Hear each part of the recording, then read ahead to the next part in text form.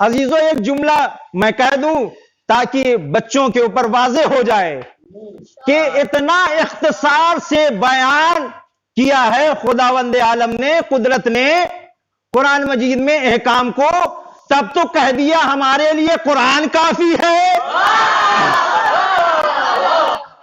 اور اگر سارے کے سارے تفصیل سے بیان کر دیتا تو کون رسول اور اہل بیت رسول سے کے دامن سے وابستہ ہوتا؟ صلی اللہ محمد آل محمد۔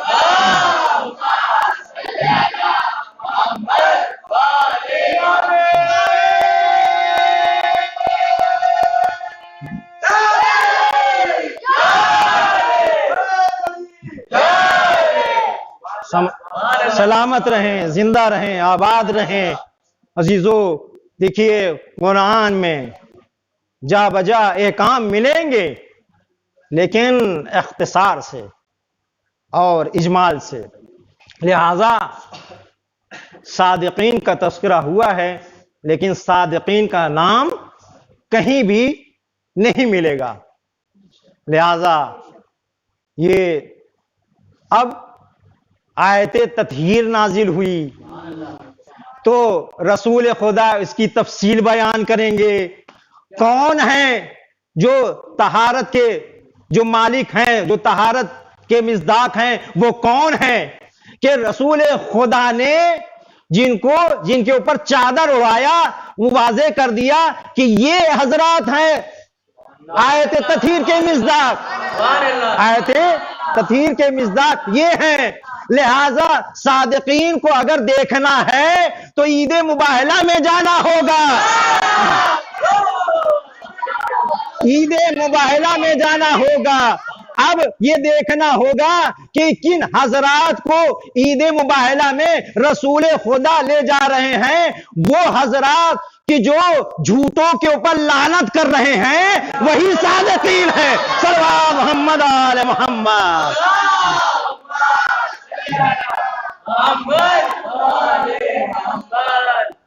کونو مع الصادقین، صادقین کے ساتھ ہو جاؤ۔ عزیزو اب یہاں پر سوال یہ پیدا ہوتا ہے، ذرا متوجہ رہیں ہمارے طرف تاکہ مختصر سے وقت میں زیادہ سے زیادہ میٹر آپ کے خدمت میں پیش کروں۔ وہ یہ کہ اب یہاں پر سوال یہ پیدا ہوتا ہے کہ صادقین کے ساتھ ہو جاؤ، صادقین سے کے ساتھ ہونا مراد کیا ہے؟ مطلب کیا ہے؟ کیا مادی مراد ہے یا مانوی مراد ہے؟ توجہ عزیزان گرامی، آیا صادقین کے ساتھ ہو جاؤ، جہاں صادق ہیں، صادقین ہیں، امریکہ میں ہیں، لندن میں ہیں، افریقہ میں ہیں، کہیں بھی ہیں، وہاں پہنچ جائیے۔ آیا یہ مراد ہے یا کوئی یعنی مانوی مراد ہے؟ یہ مادی مراد ہے یا مانوی مراد ہے؟ توجہ عزیزان گرامی، نہیں عزیزو، مانوی مراد ہے، مادی مراد نہیں ہے۔ صادقین کے ساتھ ہو جاؤ اس کا مطلب یہ ہے کہ اپنے کردار کو ان کے کردار کے قریب کرو، اپنی سیرت کو ان کے سیرت کے قریب کرو، یہ مراد ہے، مانوی مراد ہے۔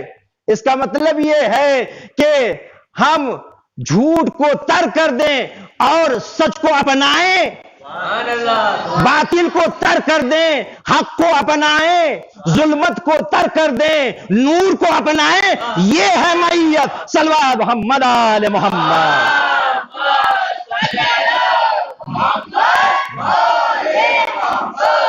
یہاں پر صادقین کے ساتھ ہو جاؤ، مادیت مراد نہیں ہے، یہاں پر مادیت نہیں بلکہ معنویت مراد ہے، ذرا متوجہ رہیں۔ اب ہر ایک شے کی قیمت مادیت نہیں قرار پاتی بلکہ معنویت قرار پاتی ہے، ہر ایک شے کی قیمت بڑھ جاتی ہے، وہ معنویت اعتبار سے، مادیت اعتبار سے نہیں۔ اب عزیزو اپنے بچوں کے لیے کہ جو بہت ہی غور سے، بہت ہی تدبر سے سماعت فرما رہے ہیں، ایک دو مثال کے ذریعے سے میں بات واضح کر دوں۔ دیکھیے یہاں پر جو بھی شے کی قیمت جو کیا ہے اس میں قیمت قرار پاتی ہے، وہ معنویت قرار پاتی ہے، وہ مادیت قرار نہیں پاتی ہے۔ مثال کے طور پر 1 من لوہا، اور یہ 1 من لوہا جس کو کیا ہے ایک اچھا خاصا انسان نہیں اٹھا سکتا، 1 من لوہا کہ جو اچھا خاصا ایک انسان اٹھا نہیں سکتا، لیکن دوسرے اس کے مد مقابل میں 10 گرام کیا سونا ایک چھوٹا سا بچہ بھی اپنے ہتھیلی میں رکھ لیتا ہے۔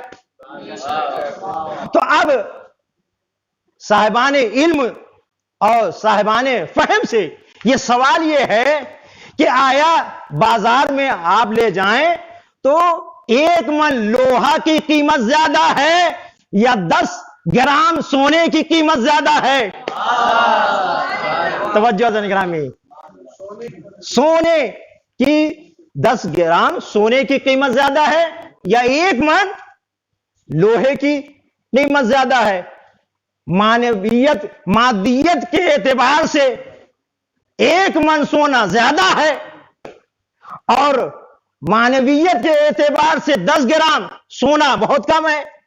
لیکن عزیزو یاد رکھیے کہ بازار میں ہم جب جائیں گے تو ایسی صورت میں جو 10 گرام سونا ہے وہ چھوٹا سا بچہ اپنے ہتھیلی میں لے سکتا ہے، اس کی قیمت اس 1 من لوہے سے زیادہ ہوگی۔ توجہ سے یہاں پر معنویت مراد ہے، مادیت مراد نہیں ہے۔ صلوات محمد آل محمد۔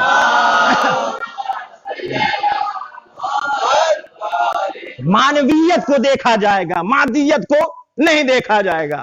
عزیزو ایک دو مثال اور اس کے بعد عزیزو ایک مثال آپ کی خدمت میں عرض یہ کر دوں کہ دیکھیے ہم راستہ جا رہے تھے تو ہمیں ایک پتھر ملا، اسٹون ملا، اور اس کے بعد جب ملا تو ہم نے اس کو ہٹا دیا، کنارہ کر دیا، کنارے پہ رکھ دیا۔ لیکن کچھ دور جانے کے بعد ایک دوسرا پتھر ملا جو ہٹا ہوا تھا، اس کو اسی جگہ پر نصب کر دیا، اسی جگہ پر ہم نے نصب کر دیا۔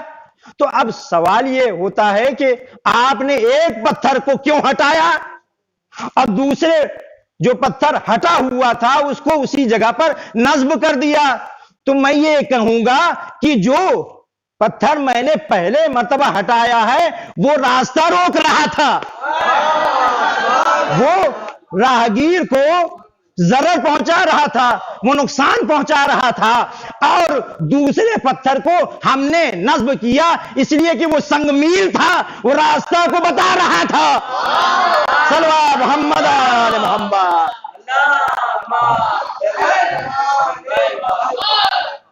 وہ سنگ میل تھا، وہ راستہ بتا رہا تھا، لہذا ہم نے سنگ میل کو جو ہٹا ہوا تھا اس کی جگہ پر ہم نے نصب کر دیا۔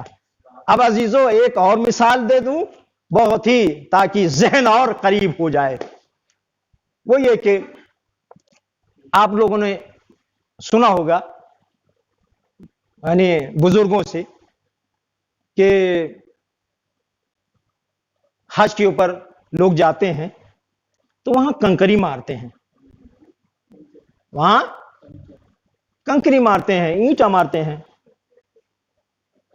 لہذا پہلے زمانے میں بزرگ یہ بتاتے تھے کہ 3 کنکریوں کے جہاں کنکری ماری جاتی تھی وہاں نام ہوتے تھے کہ پہلا شیطان، شیطان ہی کو تو مارتے ہیں کنکری، منجھلا شیطان، اور یہ کیا ہے آخری شیطان، پہلا شیطان، منجھلا شیطان، آخری شیطان، یہ پہلے یہ کیا ہے وہاں پر یہ نام لکھے ہوئے تھے۔ لیکن اب नाम को चेंज कर दिया गया कि रमीउल उला, रमीउल सानी, रमीउल सालिस, ये क्या है?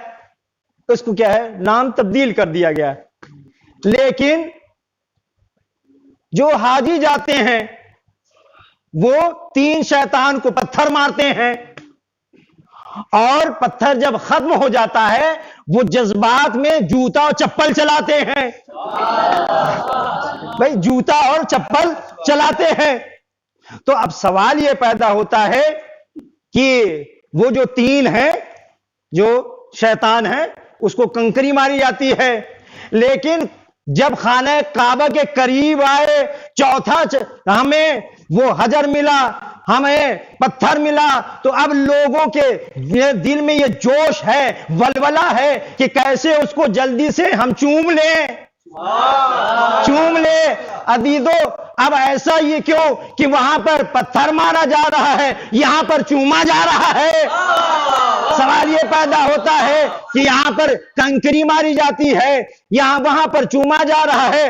अजीजों, यहां पर तजलील किया जा रहा है, यहां पर तौहीन की जा रही है, वहां एहतराम किया जा रहा है। ऐसा क्यों? इसलिए कि वो पत्थर जो हम कंकरी मारते हैं उसकी निस्बत शैतान की तरफ है, जिसको हम चूमते हैं वो रहमान की तरफ है। सल्लल्लाहु मोहम्मद आले मोहम्मद।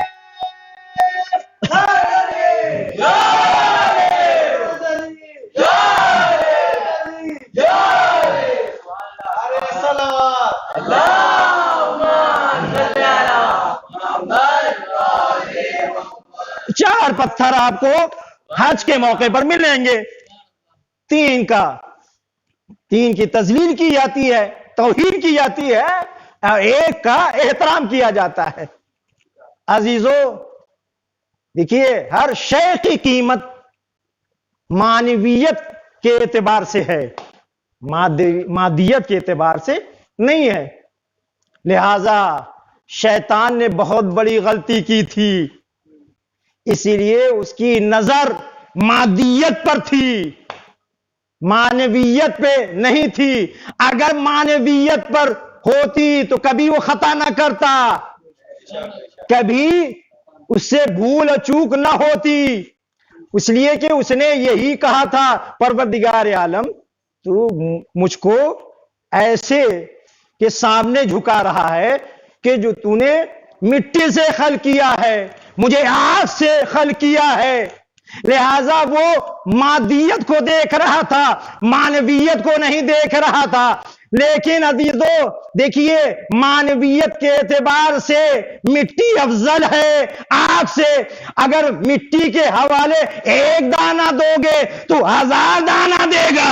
मोहम्मद आले मोहम्मद।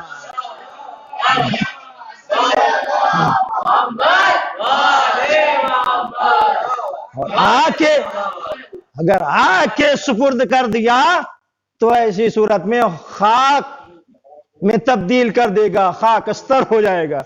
लिहाजा यहां पर शैतान ने बहुत बड़ी गलती की कि उसने मादियत को देखा, मानवीयत की तरफ उसने नजर नहीं की।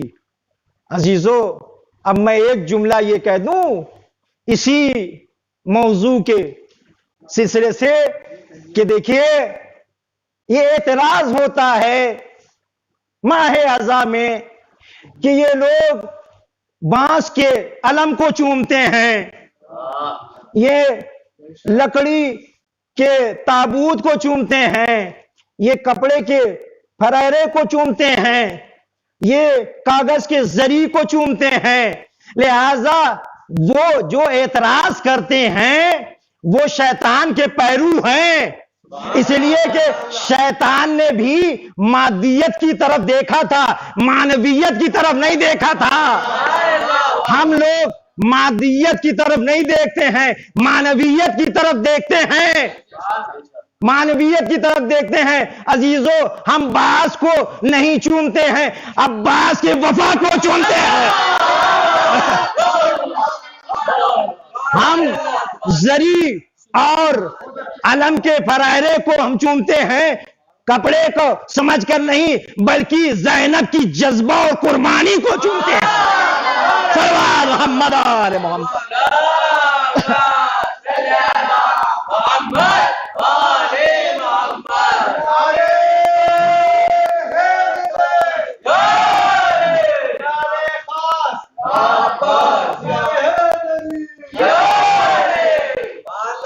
لہذا مادیت کے طرف نگاہ نہیں ہونا چاہیے، مادیت کی طرف نظر نہیں ہونا چاہیے، بلکہ معنویت کے طرف نگاہ ہونا چاہیے.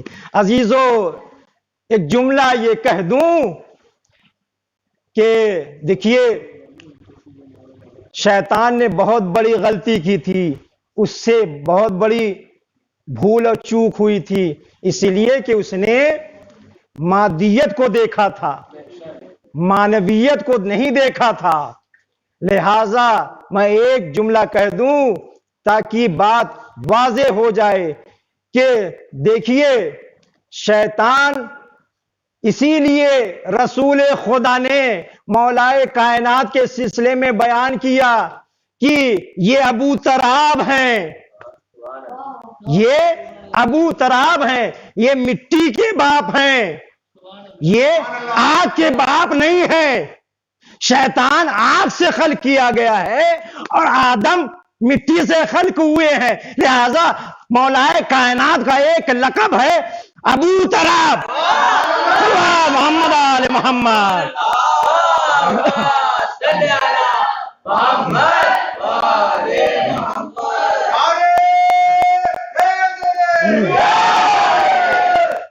ابو تراب اسی لیے کہا ہے رسول خدا نے کہ یہاں پر مٹی کے باپ. عزیزو، ابو کے معنی عربی میں بہت زیادہ ہیں. عربی میں ایک لفظ کے کئی معنی ہوتے ہیں.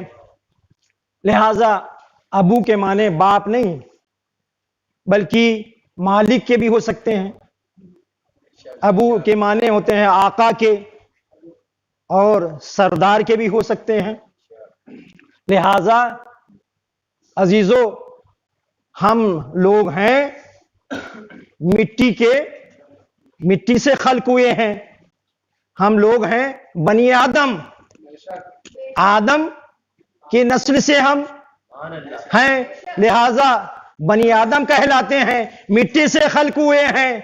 لیکن مولائے کائنات ہیں ابو تراب، یعنی مٹی کے آقا، مٹی کے مالک. لہذا دیکھیے، مٹی میں کمزوریاں ہوتی ہیں، مٹی میں کمزوریاں ہوتی ہیں، ضعف پایا جاتا ہے. ان کمزوریوں میں سے ایک کمزوری یہ ہے کہ مٹی اپنے طرف کھینچتی ہے، زمین اپنے طرف کھینچتی ہے. جب بھی ہم بلندی کی طرف جاتے ہیں تو ہمیں زمین کیا ہے؟ اپنی طرف کھینچتی ہے. اسی لیے ہم ایک پیر اٹھا سکتے ہیں، دوسرا پیر نہیں اٹھا سکتے، چونکہ ہم مٹی سے خلق ہوئے ہیں. اور مولائے کائنات ہیں ابو تراب، یعنی مٹی کے آقا، مٹی کے مالک. لہذا ان میں کمزوری نہیں ہو سکتی. اسی لیے خیبر کے جنگ میں لوگوں نے دیکھا کہ مولائے کائنات نے 2 انگلی سے باب خیبر اکھاڑا، اور اس کے بعد لوگوں نے رسول خدا سے تذکرہ کیا، مولائے کائنات نے 2 انگلی سے باب خیبر کو اکھاڑ دیا. رسول خدا نے کہا کہ تم نے مولائے کائنات کے پیر کو تو نہیں دیکھا، اس لیے کہ مولائے کائنات کے پیر فضاؤں میں معلق تھے، دونوں پیر زمین پر نہیں تھے، فضاؤں میں معلق تھے. لہذا مولائے کائنات ہیں ابو تراب، اسی لیے کہ یہ تراب کے مالک ہیں، آقا ہیں، ان میں کمزوری نہیں ہو سکتی ہے. صلوات محمد آل محمد.